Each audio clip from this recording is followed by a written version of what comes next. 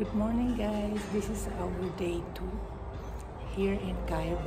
Today we're going to visit the museum and also to visit the bazaar, the biggest bazaar here in Cairo. So stay tuned, guys. Ciao, ciao. Voila, the old bazaar in Cairo. Wall to wall, street by street, stall by stall. This is an amazing market. We felt very safe and very swept up with atmosphere, color, and sounds. One food to wonder.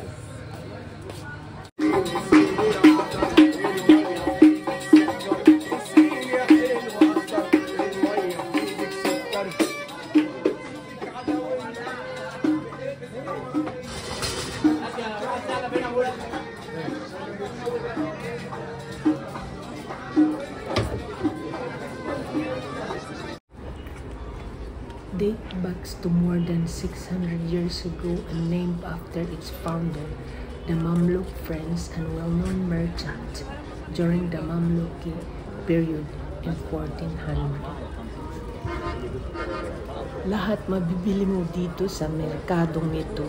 Grabe. Now we're going to visit the synagogue and the church of St. Sergius. Pinaniniwalaan na dito ay tumira at pumunta ang Holy Family, si Mary, Joseph, and Jesus Christ. 3 days daw dito. Yan ang sabi. Ngayon, nandito naman tayo sa loob ng mosque, dito sa Citadel. Ayan, tinanggal yung aming mga sapatos bago pumasok sa loob.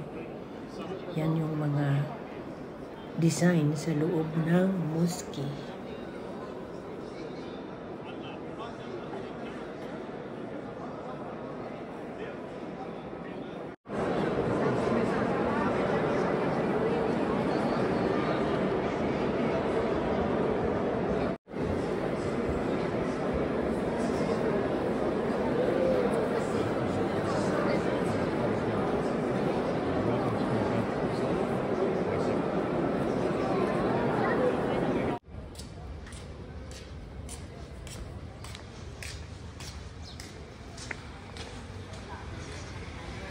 Pupunta tayo sa loob niyan, yung Citadel niya. So, stay tuned, guys, at discover natin kung anong meron doon sa loob.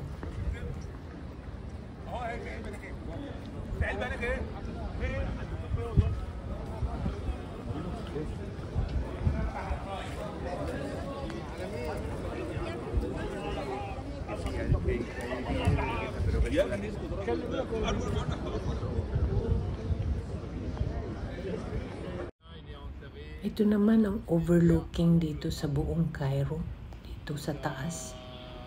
Pag magandang araw, kitang-kita ang pyramid.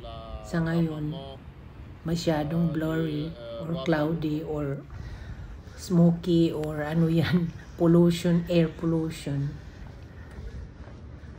Ang ganda rito dahil nasa taas, parang bukid. So kitang-kita overlooking ang buong Cairo.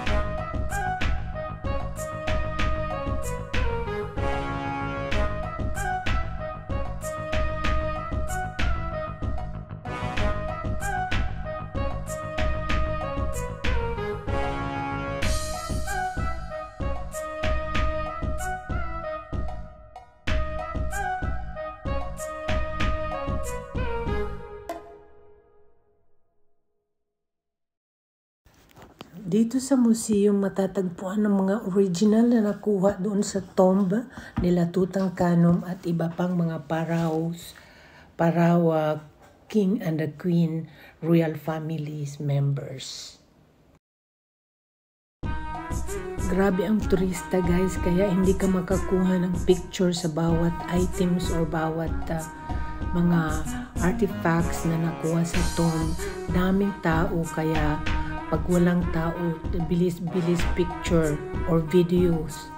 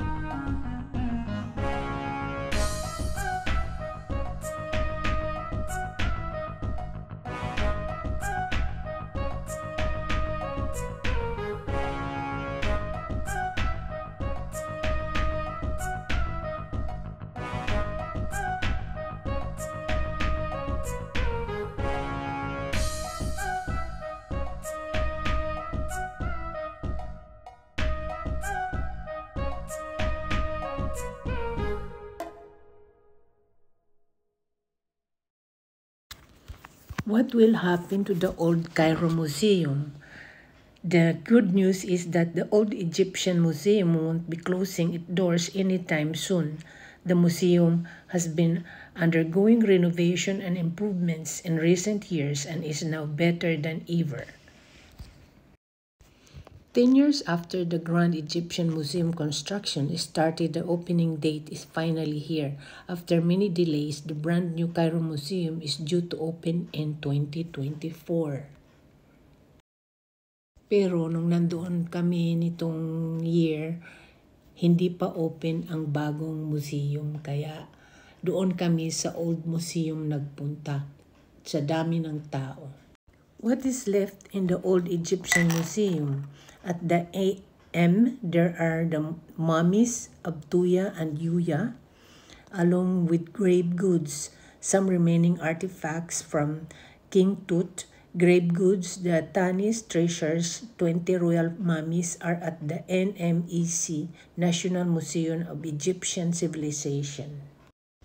Anyone traveling to Egypt should carefully check the most up-to-date advice before traveling.